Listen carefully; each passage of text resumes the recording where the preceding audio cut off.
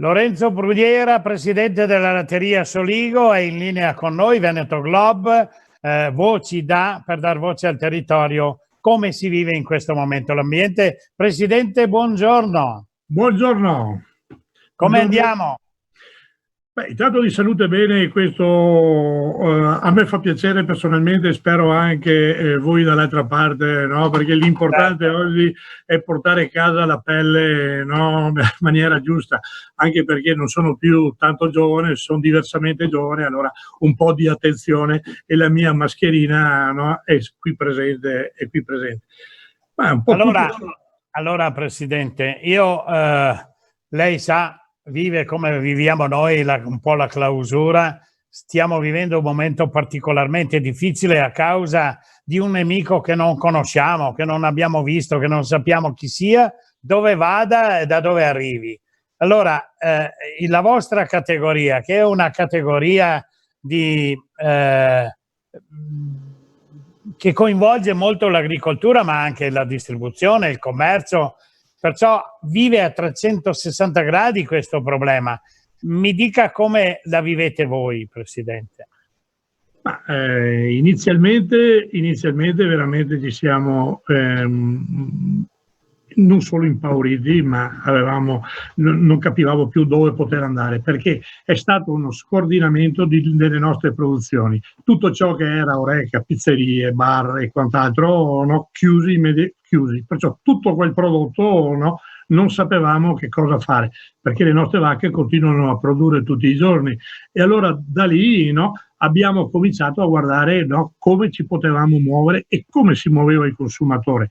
E da lì è stata la scelta immediata di adoperare i nostri prodotti su del latte più a lunga conservazione, tutti i prodotti che la gente ne ha bisogno tutti i giorni, dei freschi, freschissimi, burro, e allora abbiamo cominciato, no, a cambiare un attimino e dare anche un po' di sicurezza ai nostri allevatori, perché siamo passati per dei momenti che stavamo per dire, no, prendete il latte e portatelo in giro per i campi, perché è stata quella il primo impatto. Attualmente adesso il consumatore che va molto nelle piccole botteghe, nei spacci, tutto quello che è la grande distribuzione, no? La cosa sta girando abbastanza bene, le pizzerie si sono riorganizzate per fare consegna a domicilio, insomma sostanzialmente qualcosa si vede, non è normalità, è qualcosa veramente di anormale, però la gente, la capacità italiana di modificarsi l'abbiamo vista immediatamente, no? Stava a noi, no, doversi capire da che parte andare. Non è che aprendo un rubinetto viene fuori il latte e che da quello si possa poi trasformare in altre. Ci sono delle fatiche enormi per arrivare al risultato della mungitura e di avere il latte per poter fare le lavorazioni che voi fate, i formaggi, quello che stava dicendo prima. Perciò un grande rispetto, vedo che questa trasformazione della vostra produzione denota un grande rispetto verso questi lavoratori. L'agricoltura di per sé non è un qualcosa che un rubinetto, giustamente come ha detto, che si apre e si chiude. Quando uno fa un allevamento c'è una passione, no? Lo fa per tutta la vita ed è una cosa, no, che ammirevole per queste persone. Io faccio l'allevatore e tutte le mattine mi vado 2 ore in stalla e tengo sempre il mio contatto con gli animali, ma per passione, non solo per questione economica. Detto questo, no, immaginare, quando mi immagino di dover dire a un produttore prendi il tuo latte e buttalo via, e dico che è un qualcosa di straziante, no? Perché se non lo sai dove mettere, che cosa fare. Però l'agricoltura non è fatta soltanto che di allevatori. Io ringrazio gli allevatori, i nostri soci, i padroni della latteria per quello che fanno, però è tutto un insieme, via dicendo, perché se non abbiamo i macchinari per lavorare, se non abbiamo il packaging per mettere il prodotto, la filiera è fatta di tante cose, di per sé l'agricoltura, se dovessi dire no, l'agricoltura è zappa e rastrello, ma con la zappa e rastrello oggigiorno non si sfama un popolo. Il nostro compito è sfamare un popolo e riempire le pance, perché con la pancia piena si discute e si può parlare, con la pancia vuota non si parla e non si discute. Abbiamo visto anche scene un po' violente nei primi giorni, no, perché la gente si portava via il cibo. Detto questo, ringrazio tutta la filiera, però lo Stato e il governo deve capire che la filiera deve lavorare tutta, perché nel momento in cui mi manca il packaging, no, non so più come fare, se manca i trasporti, ma la paura era che la gente si ammalasse, perciò molta attenzione all'interno del caseificio, no? Tutti i nostri uomini, no, con le mascherine, ne avevamo 7.000 addirittura, perché noi lavoriamo sempre con le mascherine, non è qualcosa di adesso, per rispetto verso i nostri alimenti, no, che facciamo, tutti devono avere su la mascherina, e questo ci ha sicuramente aiutato molto. Però noi ringraziamo tutta la filiera, e una cosa che ho fatto un'assicurazione contro il coronavirus, contro nel senso che si ammala di coronavirus, no?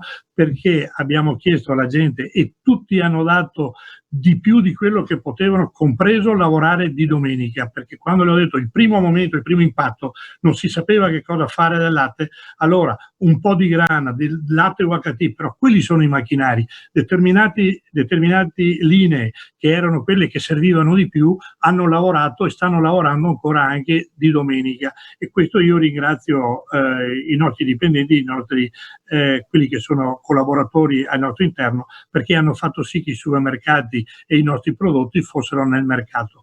Io credo che la filiera sia fatta di questo, però se la parte pubblica non capisse questo, che l'agricoltura di per sé non è fatta soltanto che dell'agricoltore, allora vuol dire che non hanno capito niente. Bisogna che tutti funzionano, e che le macchine, se si rompono, devono essere aggiustate, perché basta che salti una scheda, perché io ho un macchinario, il mio macchinario che fa 8.000 bottiglie all'ora, salta una scheda, quello è fermo. Come se si ferma l'agricoltore a mungere le vacche, oppure a mettere le macchine che le mungono, e ferma lo stesso la filiera. È la stessa precisa cosa, ma sa quante volte ho pensato che se i miei 2 mungitori che ho dovessero ammalarsi, io sarei costretto a vendere tutte le mie vacche, perché non avrei nessuno che va in sala di mungitura e che munge le vacche. Cioè è una tristezza. Infatti l'attenzione verso gli uomini, no? La prima attenzione è verso il personale che sia sano, che sia distante da tutti i pericoli, la predica di tutti i giorni, per quello che giustamente quello che è stato predicato: stiamo a casa, stiamo distante da quello che è, perché questo piccolo virus che sta girando, che ci pareva che noi andavamo sulla Luna, la tecnologia è bastato poco per chi immaginava di doversi vedere a casa per qualche mese, nessuno fuori, no, per un qualche cosa che non conosciamo, come ha detto lei. È un qualcosa di sconvolgente, è qualcosa di surreale, e che dobbiamo imparare a vivere, perché non finirà fra 15 giorni, fra un mese, questa storia. Presidente, io vorrei entrare in merito, visto che abbiamo parlato di agricoltura, entrare in merito delle piccole aziende agricole che avevano come si può dire, la capacità di autogestire la propria piccola stalla con le 2 vacche, con pochi animali. Erano le micro aziende agricole che tenevano anche in piedi il soccorso sociale di chi aveva delle difficoltà. Però su questo, se mi permette, che è un argomento abbastanza importante e anche lungo, le chiederei che facciamo un intervento molto breve, però poi ci torniamo in seguito, se lei mi permette di fare altri collegamenti con lei. No, io la disponibilità sempre, perché per quello che possiamo dare, se c'è un po' di informazione che possiamo dare, no, volentieri. Allora, tutto quel tessuto di piccole aziende che il sistema ha voluto cancellare, ma la politica ha voluto cancellarlo, perché quando hanno tolto, prima ci hanno fatto acquistare le quote del latte, poi ce le hanno cancellate. Non si può giocare quei sentimenti e quel portafoglio della gente per degli interessi un po' più alti e superiori. Una delle cose che io in questo momento sto dicendo, spererei che il consumatore, qui chiedo l'aiuto al consumatore, no, di stare molto attento in questo momento, di consumare il prodotto italiano, di aiutare i produttori italiani, di aiutare le aziende italiane, che vuol dire aiutare se stesso poi, perché è l'economia che parte in questo momento. Quando una grande azienda nazionale, ce ne sono due di grandi aziende, ma di nazionali non ce ne sono tante, di grandi ce n'è una, e allora ti viene a chiedere di fare del latte UHT per lei, e gli chiedo: latte UHT? Sì, ma italiano? No, latte UHT, latte magro, che poi viene aggiunto della panna, della parte grassa, viene ricostituito, allora latte estero che viene ricostituito per poi andare nel mercato. Ma è questo che noi vogliamo, è così che si aiuta l'agricoltura italiana, che si aiuta l'agricoltore, che si aiuta comunque tutto l'ambiente. Io credo che questo sia una distorsione che è enorme, no? E che bisogna combattere a 360 gradi. E io ho detto: no, guarda, quando io ho chiesto apposta, ma il latte, no, è italiano, perché noi nel nostro stabilimento di Caposile abbiamo solo latte italiano, non abbiamo neanche tank per ricevere, perché è tutto tracciato, no? E allora il consumatore gli chiediamo con forza, perché il nostro alleato è il consumatore: latte, scegli latte italiano, non latte UE ma latte italiano, aiuta l'agricoltura italiana. Intanto è una filiera completamente controllata, che tutti i nostri soci li controlliamo, sai che cosa bevi perché è un controllo totale, mentre quello che viene dall'UE non sai che cosa bevi. Quando uno ti dice latte magro vuol dire soltanto che il grasso è tirato via tutto e poi lo ritorni a mettere assieme, lo mescoli e fai sto latte UHT, ma è questo il sistema. Io quello non lo chiamo latte, è un insieme di cose, e su questo credo che fare informazione al consumatore è la cosa migliore possibile. Non credo che non abbiamo il tempo di parlare, ma anche quando ne Rai 3 e qualche presentatore come Mario Tozzi o quant'altro parlano di agricoltura, parla di agricoltura che inquina, ma questo qui non ha neanche capito come funziona il mondo, perché sostanzialmente noi dobbiamo soltanto che ascoltare quello che viene dalla scienza, quello che viene dalla ricerca,